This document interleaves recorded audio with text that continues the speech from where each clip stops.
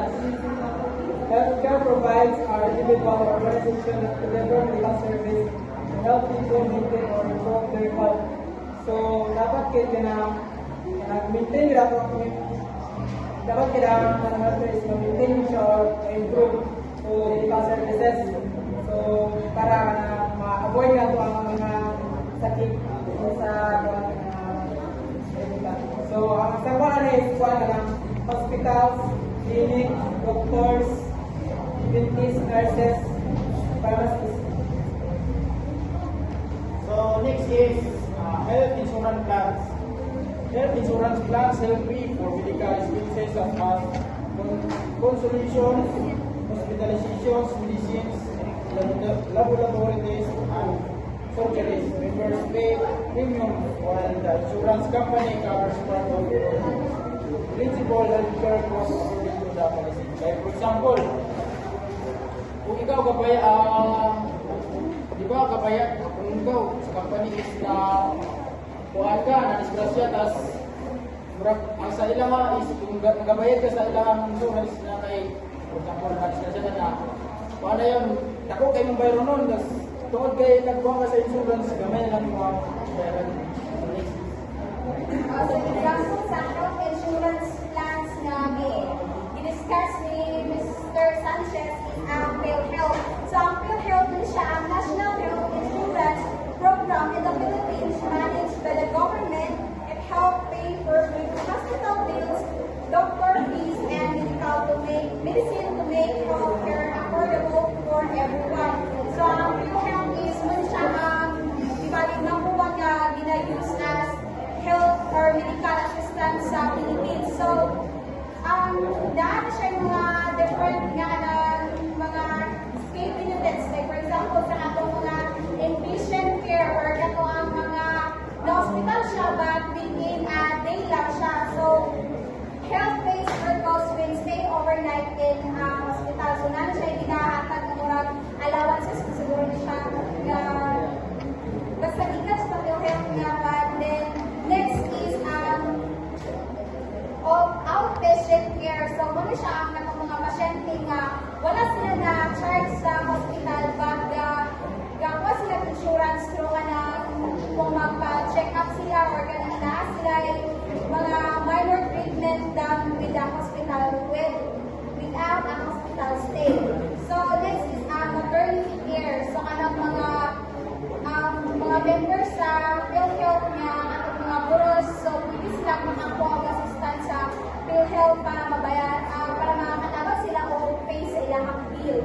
And this is special Z benefits is give extra help for surrogates or baby illnesses like ating mga cancer. Kung gusto ka kung magpa-treatment ka cancer, kay mahal ka na siya na hindi nila makayong assistance sa PhilHealth para ma-lessen ang ilang kasturong.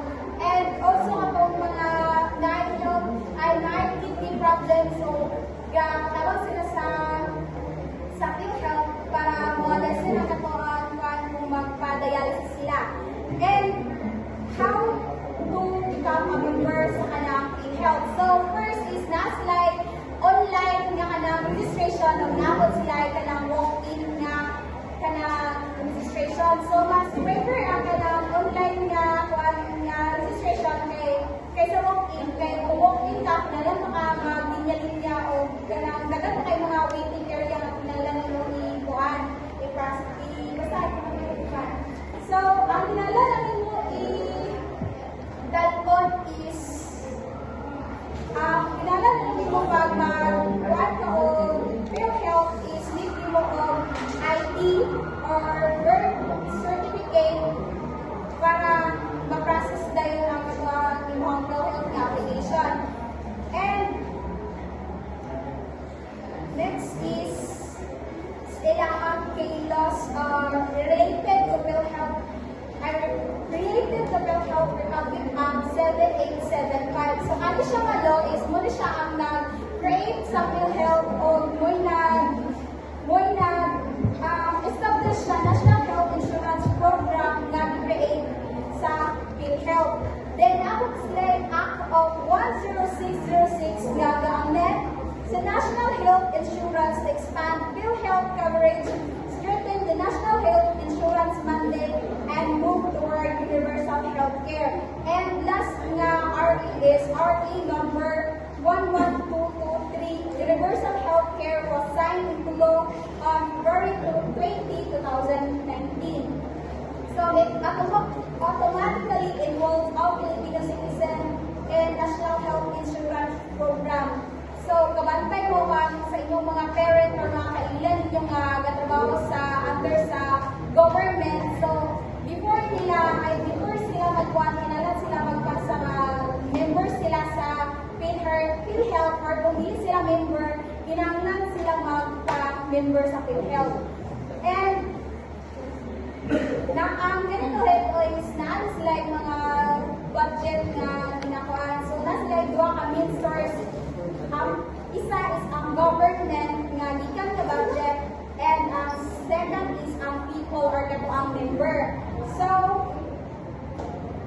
daan siya ikuan nga premium, so paid directly by members every month.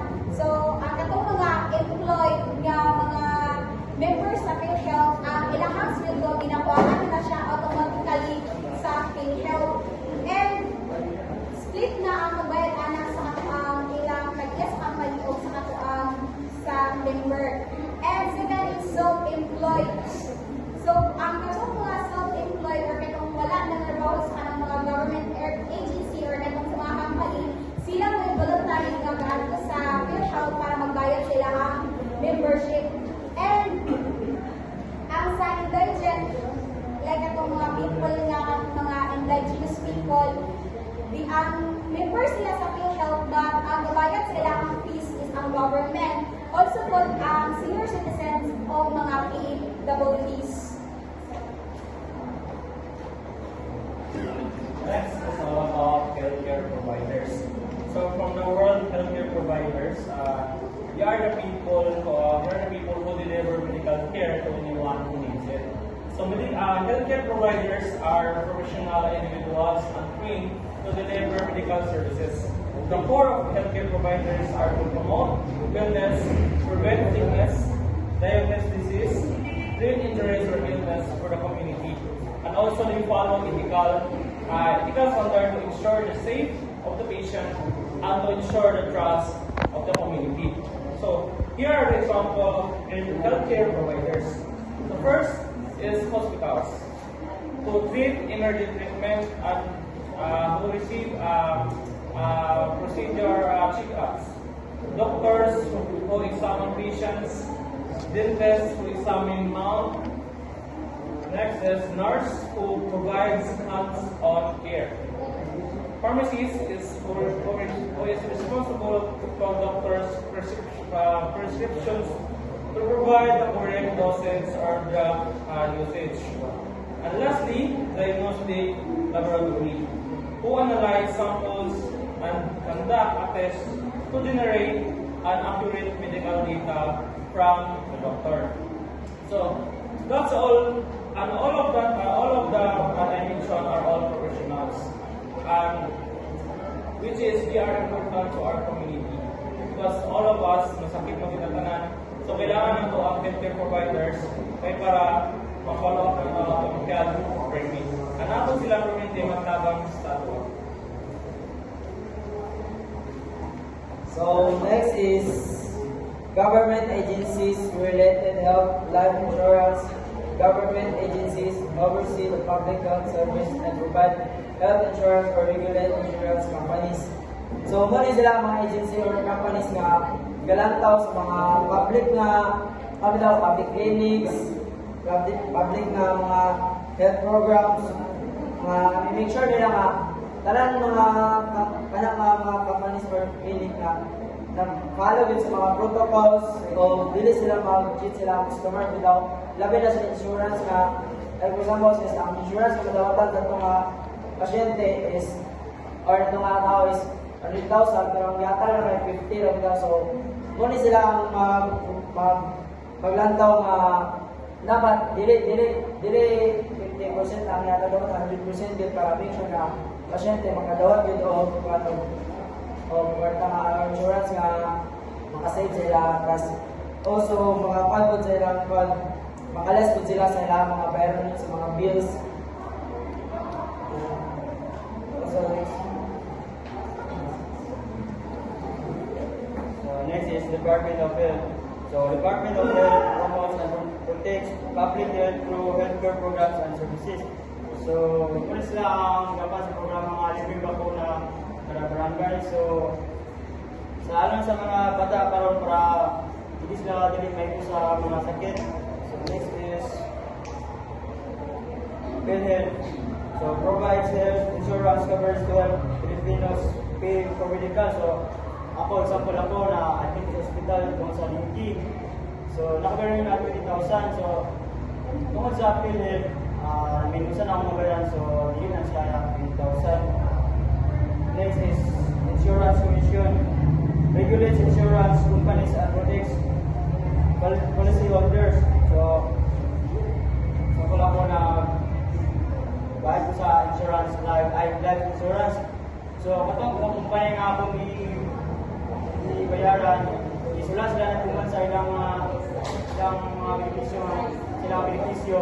So pwede na sila isumpong sa IC.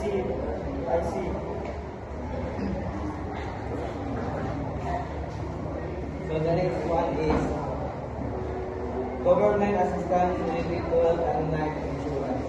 So government provides programs to make healthcare and insurance more accessible, especially for low-income families, senior citizens, persons with disabilities, and other.